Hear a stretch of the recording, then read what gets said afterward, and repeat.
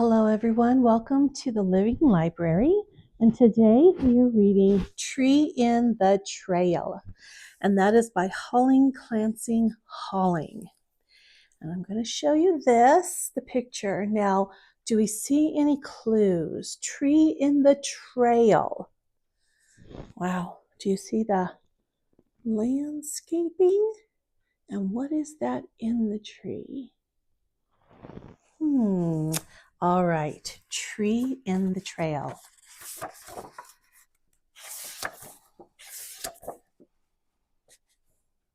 Wow, it says it has 27 chapters. So we will not be getting to all of them, but here we go. Wow, let me show you first this picture. It looks so warm and inviting. Oh, all right. Number 1, the lone sapling. An Indian boy and his uncle, a scout of the Kansas tribe, followed an ancient buffalo trail up a low hill. 2 rocky buttes of the same size stood on the hilltop, a large pond between them. The boy raced towards this pond, but his uncle cried, "That is the buffalo's muddy watering place. We'll drink from the spring above it." And so they drank clear, cool water bubbling from the rock on one side of the butte. The scout climbed the butte to stand motionless on its flat top. His keen eyes searched the great plains below him. Tall grass billowed in the wind like waves on an endless sea. Tiny dots moved in the distance on the trail over which they had come.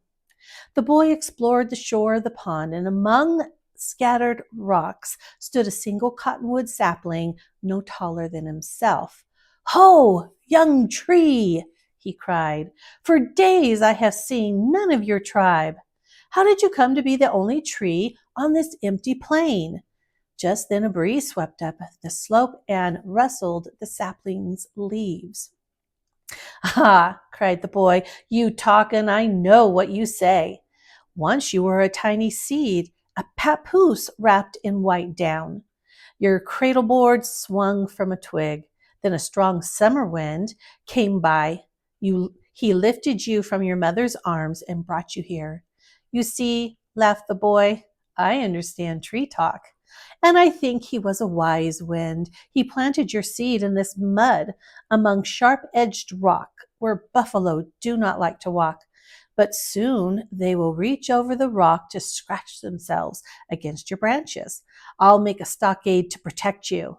And the boy piled rocks higher around the lone sapling. There it is again.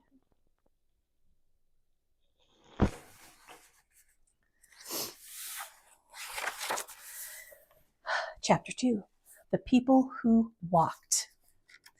The boy paused in his work beside the young sapling to watch his uncle on the butte. The scout waved his deerskin. It soared in the wind and danced in jerks. It signaled that buffalo were near and might soon return to drink to the pond. So there's a little picture of that.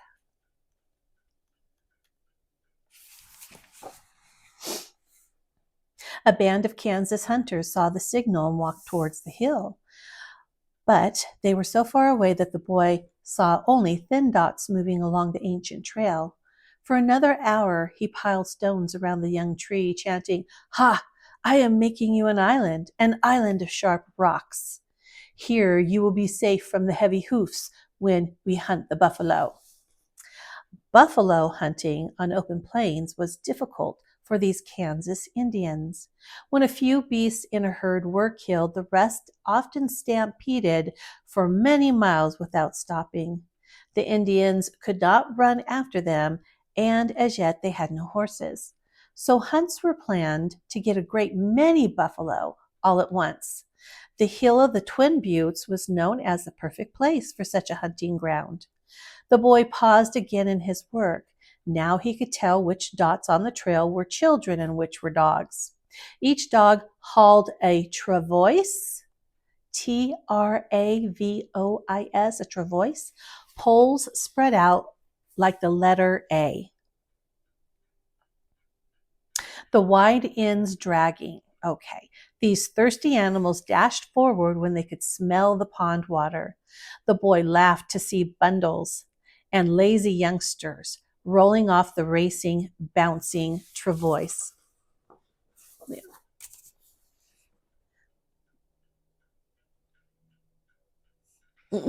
Kind of looks like fun.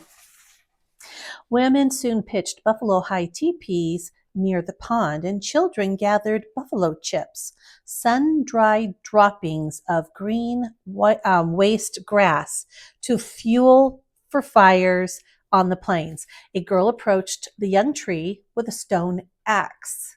"No, you don't," said the boy, quietly stepping forward. "If you need a stick to fix a travois, cut the end of an old teepee pole, but leave this sapling. Someday it will be a great tree to shade our people when we come again to this hill."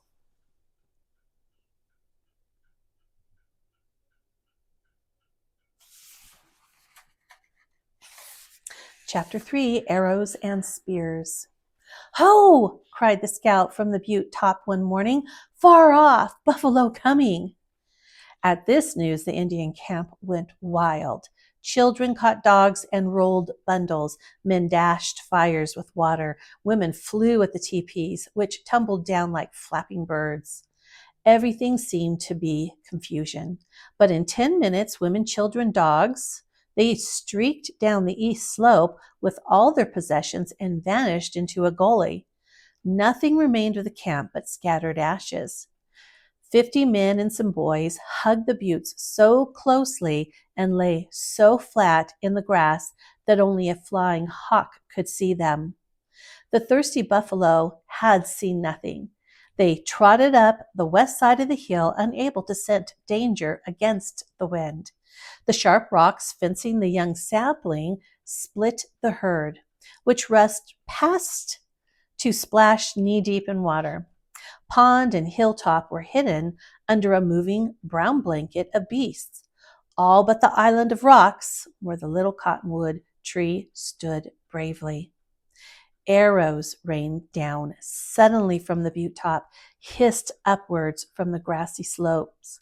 Yearlings, cows, and young bulls began falling at the edge of the herd.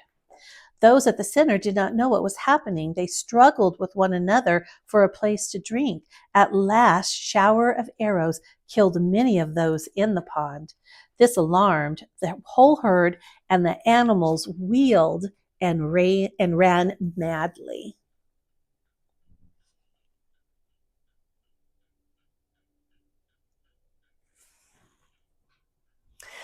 The hunters threw their spears at buffalo streaming below them. A river of buffalo rushed downhill like a muddy brown flood. With the thunder of pounding hooves, they were gone, stampeding across the plains. But out of 1,000, nearly 200 lay dead among the grassy slopes and on the hilltop around the young tree. 4. The feasting on the hill. The Indians had walked many miles for this meat. Now there was plenty to take home to their village, far east in wooded country. Women and children danced for joy. Stern warriors cracked their faces in wide grins. Each hunter had emptied his Each hunter had emptied his quiver of 20 arrows, shooting so fast his fingers were numbing by the bowstring. The dead buffalo bristled like porcupines with those flint-pointed shafts. Each boy told the next, time and again, just how he had done it.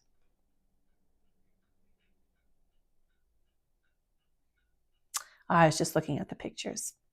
All right. Now came the women with stone knives for the skinning. There was noisy feasting. All this fresh meat was too heavy for dogs to haul and would quickly spoil on the journey. But dried meat weighed much less and would keep for months. So strips of buffalo meat were hung from racks and ropes to dry a few days in the sun. So here is the picture of this where they are skinning the buffalo. I think you could see that real good. And then, no, it doesn't show them racking the buffalo. The boy walked to the young cottonwood tree and said, I think you brought my people this good luck. They hunted here before you came, but never killed so many. Here is a trophy that my arrow captured. And he lay the black tail of a buffalo over the limb.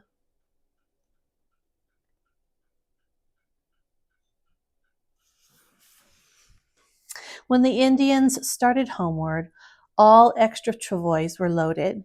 Even the children carried packs and helped panting dogs to drag their loads. The most dignified warriors bent their backs under heavy burdens. Wolves, coyotes, bears, and foxes feasted when the Indians left.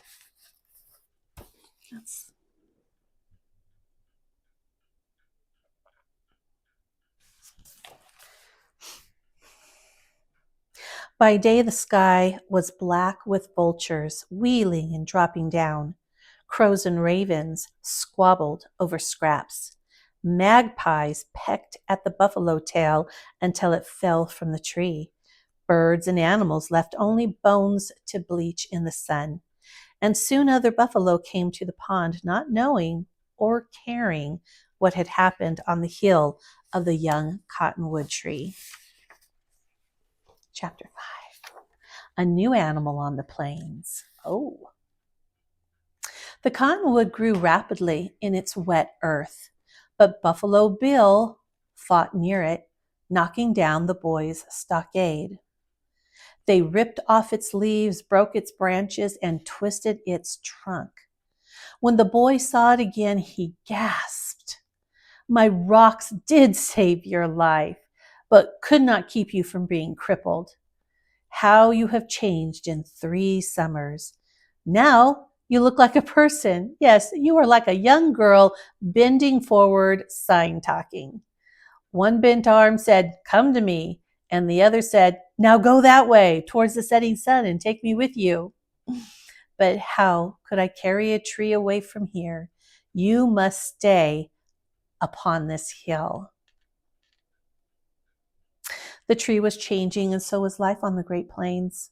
Spaniards from Mexico had settled a region beyond the plains called New Mexico, with its capital named Santa Fe. Some Spanish horses had run away, becoming wild mustangs. At first, the Indians had been frightened by the horses, but not for long. They soon learned to ride like Spaniards. So, here's a picture of, I do believe, a little pencil drawing. This must be, yep, this is the Spaniards. So we'll stop here. We'll just take a little look. And there's some more line drawings. Let me see if I can get that in there. And more down here. And I can't tell, can you tell if those are Spaniards or Indians on the horses? And then there was this picture, which I thought was interesting. It's Trails of Coronado and his men. And it starts down in, wow, okay. At then, way back when, starts down, way down in Arizona. And I don't know, you tell me. I'm going to put it up here and you can see, and I don't even know if you can see. Let's see if we can get it. You might have to stop the video, and there you go. A little bit of, okay. We got that a little bit. All right. This riding idea spread like wildfire. Tribes caught mustangs or raided Spanish settlements for horses or stole from one another. Pony riding started a new style of warfare. The people who had walked now rode everywhere. hunted buffalo on horseback, and fought galloping games of war across the plains. When the cottonwood tree was 20 feet tall, mounted Indians with horses hauling large travois camped at the pond, and a young brave rode to the tree and hung a painted shield of buffalo hide on the limb. He said, "That was a present, O tree person. My first shield ever since saving your life. I have had good luck, good medicine, and in those days I walk. Now see, I ride a horse." And you can kind of see the twisted branches of the cottonwood tree.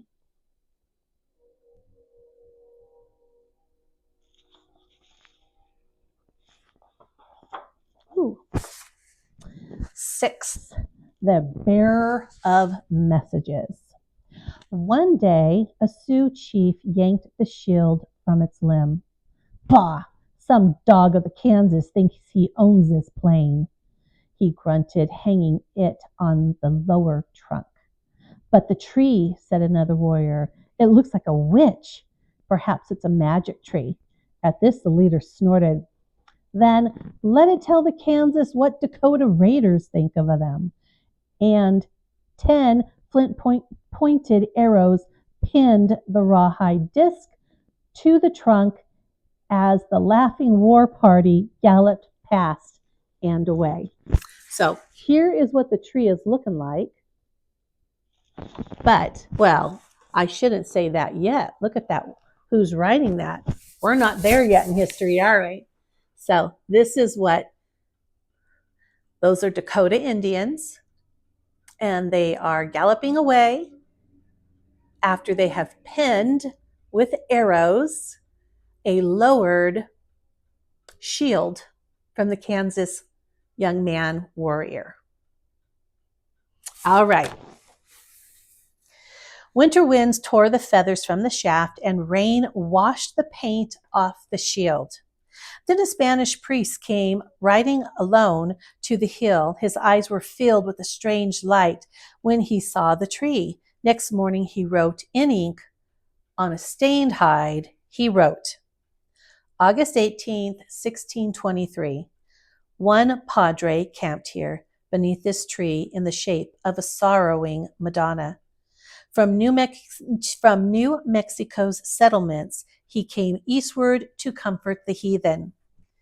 If he returns not, know that his eyes have beheld an endless plain, a vast and beautiful land, fresh from the hand of our Father, our Holy Father. Passing Indians puzzled over these strange marks, like dainty bird tracks across the old shield. When years of rain had erased the tracks, Spanish soldiers spurred up the hill. One ripped the hide from its broken arrow shafts and scorched big letters across its blank surface with hot irons. And I'm looking to see. All right, this is what he put. These are the words. Let me see. And skill these big letters across the surface. Okay, so we have the padre who comes, and on the shield he writes that one padre camped here beneath this tree, the shape of a sorrowing Madonna. So he does that. Then we have passing Indians were puzzled over those strange marks from the padre, thinking they were like little dainty bird tracks across this old shield from the Kansas young warrior who had hung it up so long ago. They ripped it down from its, one ripped the hide down from the broken arrow shafts and scorched big letters across its blank surface with hot irons. Okay, no, wait. I'm sorry, I'm trying to follow along. We have the padre. We have the Indians who are puzzled over these marks. Oh, when years of rain had erased the tracks of the padre. So nobody can even see what the padre had written. Spanish soldiers ripped it down. There we go. Okay, so they had ripped it down. So here we can see it was pinned right up here. They ripped it down. We have this guy, this who are we going to, soldier. He has a hot fire, and he is about ready to write something. Okay, he writes something, and this is what he writes on it in scorching letters. 8 June 1631. 50 Spaniards from Santa Fe stopped by this demon tree in this cursed country.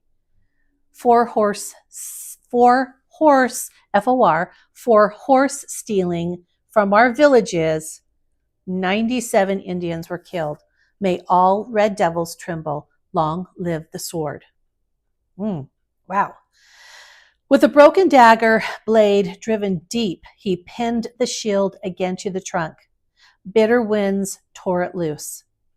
But the stone arrow points and the rusty silver of steel had vanished under the growing wood of the tree that was a witch, a Madonna, and a demon. So all the different people had thought it looked like something. How interesting. So this little area right here, they want to remind us that a tree ring, so these are tree rings, are just like a calendar.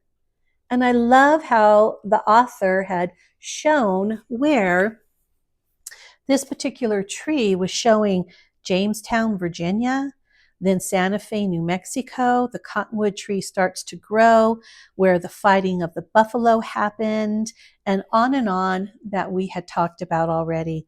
And it was way, way, way out into the outer ring right there that the author who is creating this tree says that by 1635, when the tree is 25 years old, the blade had been swallowed into the tree. 7, the talking tree. Whatever the big cottonwood might be, animals and birds knew it only as a friend. Buffalo rubbed their sides against its trunk. Deer and antelope sought its cool shade. Prairie hawks sat primly on its twig tips. Eagles swooped down to perch on its outstretched limb, and songsters speckled its great green crown with their nest. Yet Indians wondered whether it was a good or an evil thing. In winter, stark and bare upon the lonely hill, it moaned in the bitter winds among its branches. On still nights, coyotes seemed to mourn for its moon shadow, like a woman's ghost frozen in the snow. Even in summer, blanketed in leaves, it was a woman, listening, beckoning, pointing, and begging to be taken on the trail towards the setting sun.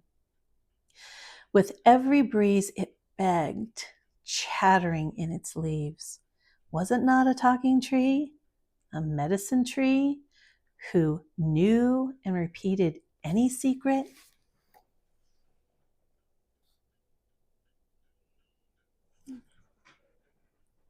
There's some more pictures right up there in that corner. The Indians remembered an old shield on this trunk, seen 3 lifetimes ago. At first it had been scratched with bird tracks, very strange, sparrow size. Later the marks grew big as an eagle's tail, scorched perhaps by the thunderbird, chief of lightning. If it was a medicine tree, then it could hear any war plans made on the hill, tell them to the birds, and thus warn the enemy. At last, a man from an eastern tribe stepped forward to end discussion. He said, "My father saved this tree from the buffalo people," he said. To it he gave his first shield. It is a peace medicine tree, a shield against evil. No war should come near it. See, I give it a peace offering.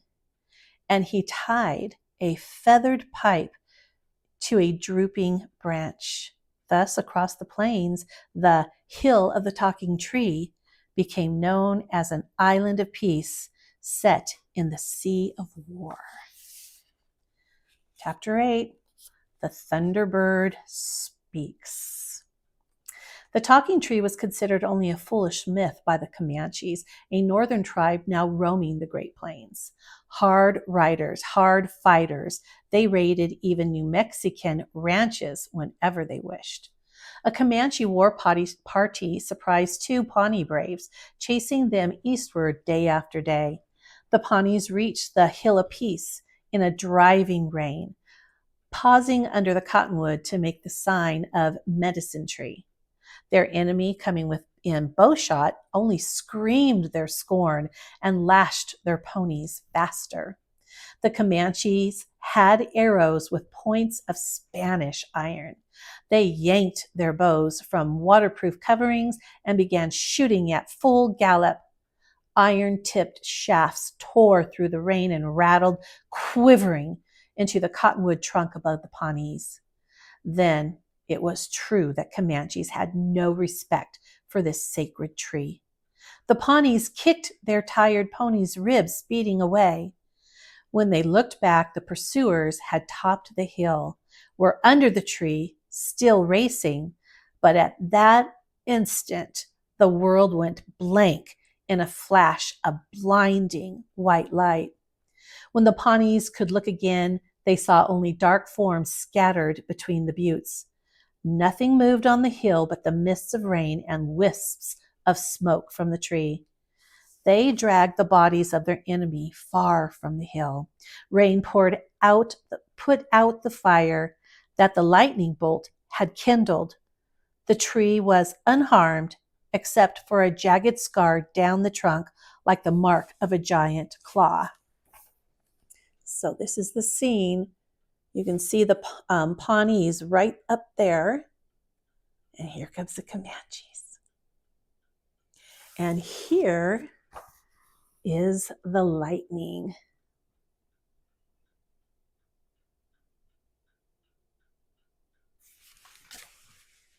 To Indians, this accident was proof that the Thunderbird had spoken. From then on, all tribes agree that no war should ever come to the Hill of Peace. And after that, even passing Comanches tied offerings to the twigs of the talking tree. Chapter 9, Trappers Cross the Plains. With passing years, the tree grew larger until birds nested in its branches 70 feet above the pond. Owls lived in a hollow where the lightning had burned. Growing wood long since had swallowed the Comanches' arrow points of iron. The medicine tree was now a century old. While Spaniards had been settling New Mexico, Frenchmen had come to eastern Canada. They paddled canoes up the St. Lawrence, through the Great Lakes, and down the Mississippi, all the way to the Gulf. Towns sprang up around their forts where Indians bartered furs for blankets and brass kettles. A few French trappers rode west across the plains. Pack horses carried their steel traps, as well as cloth, small mirrors, beads, trinkets of safe travel among Spaniard Indians. So I'm going to just stop there for a really quick second because, as you know, Holling Clancy Holland likes not only to have wonderful pictures, but he has a lot of wonderful line drawings. So here we have, down here, some beaver pelt hats that the Indians were fond of and just wanted to trade with or for. We have pueblos popping up all over the place.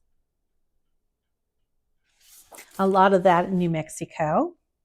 And then it also has up here, I will read that in just a quick second. We have some maps up here of the travels that the Canadian explorers, I guess, were the explorers? trappers, okay, trapping on all the little and big rivers. So outside of the story, our author wrote this. The French in America, he says. Frenchmen carried on, and it's really small, so I'm going to get in there and get it. Okay, the French in America. Frenchmen carried on a great fur trade with Indians. Their forts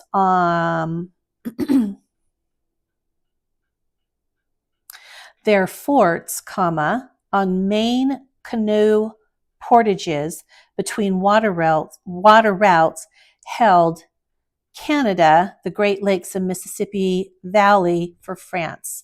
Okay, so France declared that those places were theirs. After the French and Indian War, which was 1754 to 63, Britain held Canada and all French land, except for New Orleans, westward to the Mississippi as theirs. So Britain held that as theirs.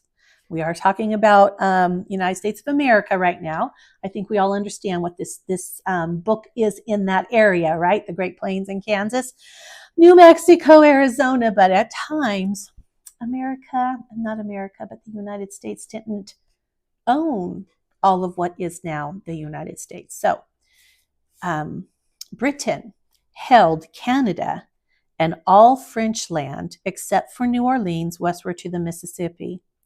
Land west of the Mississippi, Louisiana Territory is what it was called, the French still owned. So Frenchmen, probably never more than a few hundred in an entire century, crossed the plains, scattered in pairs through the lonely Rockies to trap and trade with their neighbors to the south, the Spaniards. So a little history there. Okay, we'll go back to the story. While Spaniards had been settling New Mexico, Frenchmen had come to eastern Canada. They paddled canoes up the St. Lawrence, through the Great Lakes and down the Mississippi River to the Gulf. Towns sprang up around their forts where Indians bartered furs for blankets and brass kettles. A few French trappers rode west across the plains. Pack horses carried their steel traps, as well as cloth, small mirrors, and beads, trinkets of safe travel among Spaniards and Indians. The Spaniards liked the French. Indians liked the presents. And so, for the next 100 years, small bands of trappers roamed the Rocky Mountains, where the mountain streams fairly boiled with beaver. At, how do you say that? Taos. It's a place, it's a city in New Mexico. Why cannot remember how to say that? At Taos and Santa Fe in New Mexico, Frenchmen sold beaver pelts for Spanish silver and gold. Some trappers settled down in those sunny towns. Others returned across the plains to St. Louis and New Orleans with tales of riches and adventures. A few Americans drifted west to the Rockies following the French, hunters and trappers who liked plenty of elbow room. Crossing the plains, the first of these mountain men camped on the hill with friendly Pawnee and asked a chief, "What's all the..." I don't know, here's a slang word for you in French. "What's all the foofara dangling from this twisted tree? Why all the fuss and feathers?"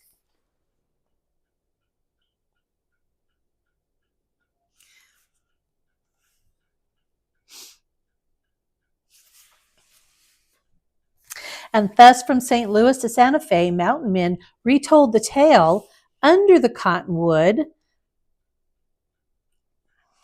And thus from St. Louis to Santa Fe, mountain men retold the tale until, there we go, the cottonwood tree was over 2 centuries old. How long is that? How long is 2 centuries? Number 10. Wheels turn on the Santa Fe Trail. Okay. So this is 10. All right, so I'm going to read it, and then I'm going to show you the little line drawings that the author has on here. When mountain men returned to the Mississippi River towns, people listened to the tales of their adventures. Those Spaniards at Santa Fe, reported one veteran, have more gold and silver than a dog's got fleas, but no place to spend it.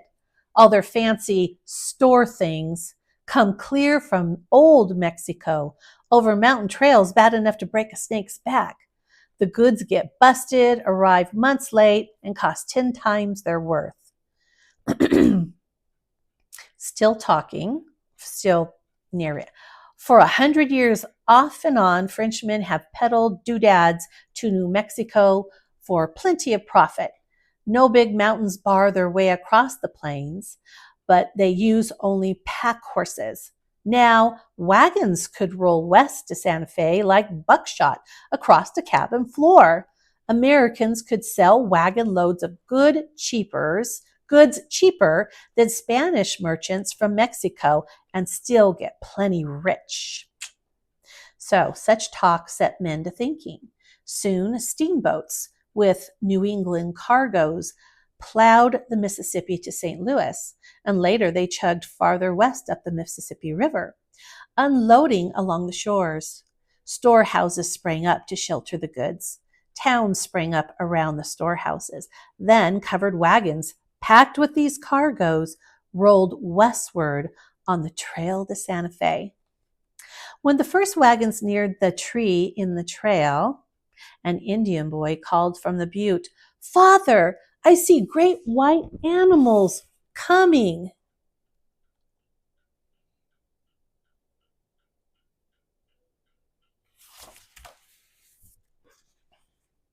"They are not animals, though animals pull them," said the man below.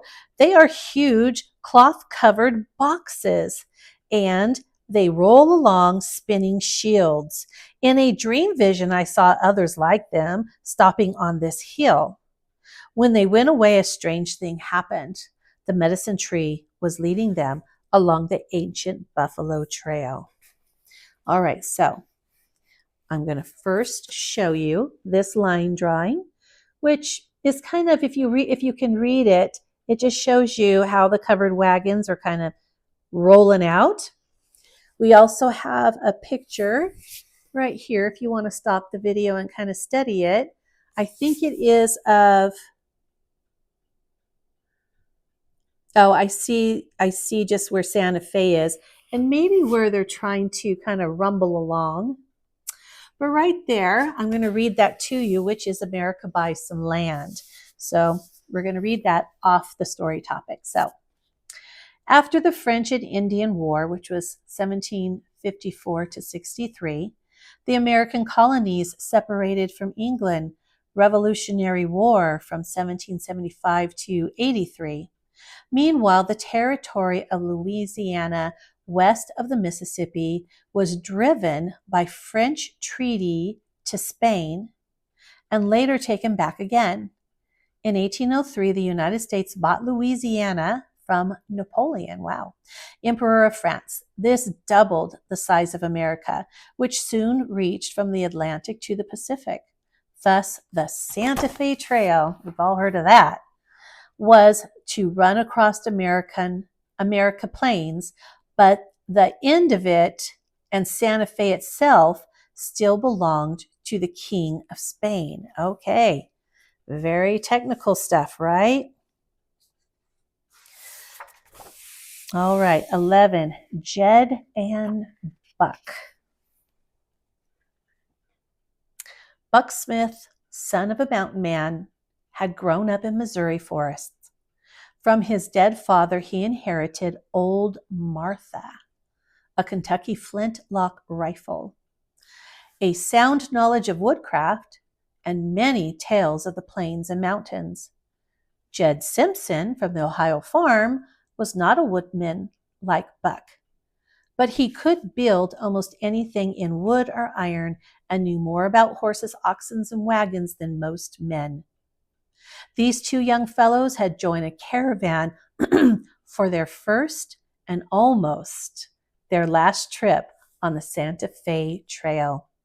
Their wagon train had camped at Cow Creek, miles east of the tree in the trail.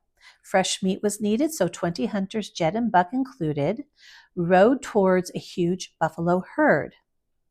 When they spurred their horses to the open plains, the shaggy animals promptly stampeded. And we learned that that's what they do, right? In our first chapters with the Indians, with the Kansas Indians, we learned that buffalo stampede.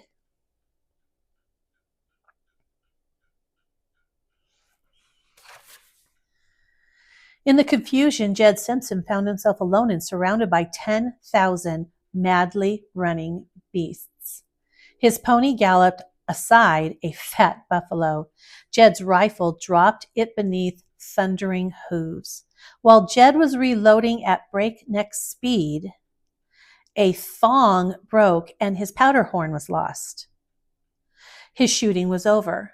He could only hang on, hoping his racing mount would not stumble and fall. After what seemed hours, he worked his horse towards the edge of the charging herd. All right, let me stop for a minute. Stampeding for hours, or he said what seemed like hours, right? Okay, seemed like hours. In the beginning of the book, we learned that they will stampede for miles. And I'm feeling kind of bad for the horse who has to be in this stampede. Look at that horse. It is just, man, it's laboring there. He has miles to go. Ugh! The last buffalo steamed past him, and the thunder of hooves died to a murmur, and the dust rolled away. Jed dismounted from his weary pony, his mind still rocked with bounding bodies, and his ears roared. Wondering where he was and where the caravan might be, he saw a distant horseman. Was it an Indian? Jed grasped his rifle, then realized it was useless. He had lost his flint bag. Except for his heavy hunting knife, he was unarmed.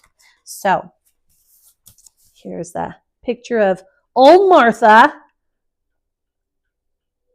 And just a little bit, it just talks about the mechanisms of the gun. It says that, I'm not going to read that, how a gun works. We won't worry about that part. But up at the top, it talks about two types of wagon camps.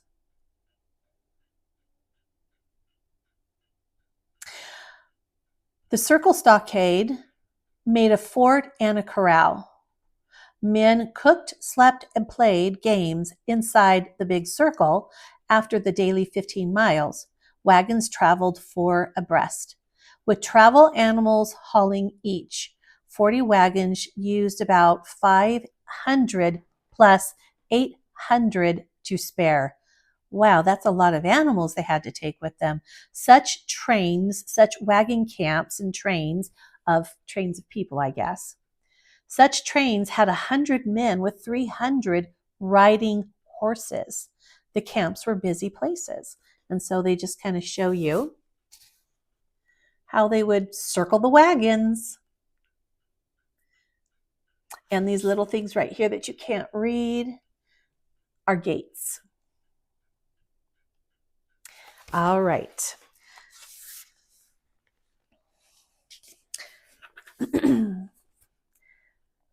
Chapter 12, The Race for Life. Jed was relieved when the horseman turned out to be Buck Smith. "What you aiming to do? Chase them woolly cows plumb to Santa Fe?" exploded Buck, reining in his sweaty mount. "Shot one, then lost my powder horn," explained Jed lamely. "Bet I chased you 10 miles, Buck grunted. "What's that over yonder?" "Looks like the rest of our party galloping this way." "Nope, by gun, it's Injuns. Here, take my powder horn and load as you ride. But if you drop that horn, I'll scalp you my own self." The two raced west at top speed. Jed stood in his stirrups, ramming powder and ball into his rifle barrel. "Them Arapaho is gaining on us," howled Buck over his shoulder. "Ride for the hills ahead, 2 buttes and a tree. We'll fight 'em from the cover if we can get there."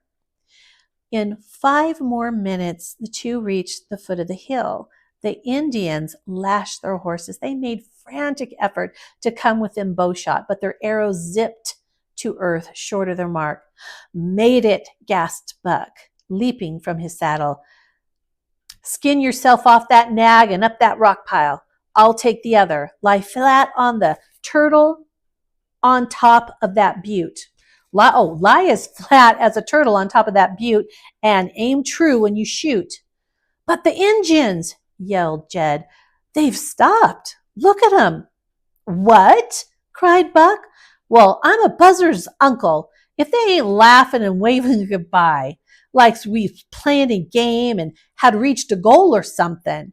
Hey, you snake-eyed, paint faces, come on and let's fight like men. We'll carve out your gizzards. We'll—" "Don't argue with them so much," panted Jed, leaning against the tree. "If they feel like leaving, don't press them to stay.